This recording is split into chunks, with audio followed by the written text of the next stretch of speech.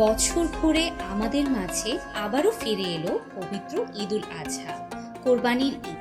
কোরবানি হলো নিজের ভেতরে লুকিয়ে থাকা লোভ, ক্ষোভ, অহংকার আর স্বার্থপরতাকে বিসর্জন দিতে পারা।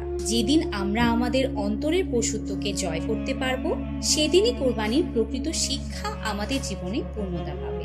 কোরবানির আসল সৌন্দর্য সাম্যের মধ্যে, শুধু প্যাকেট ভর্তি গোস্ত নয়, তার সঙ্গে যদি আমরা মমতা ও আন্তরিকতাও বিলিয়ে দিতে পারি, তবেই ঈদের আনন্দ পরিপূর্ণ রূপ লাভ করবে।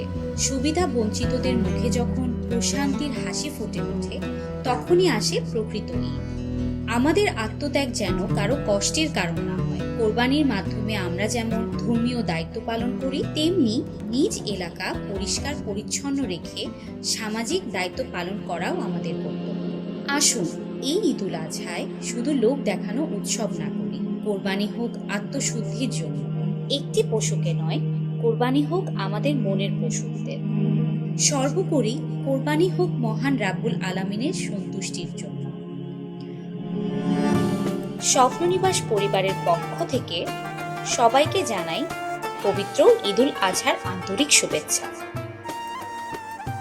ঈদ মোবারক।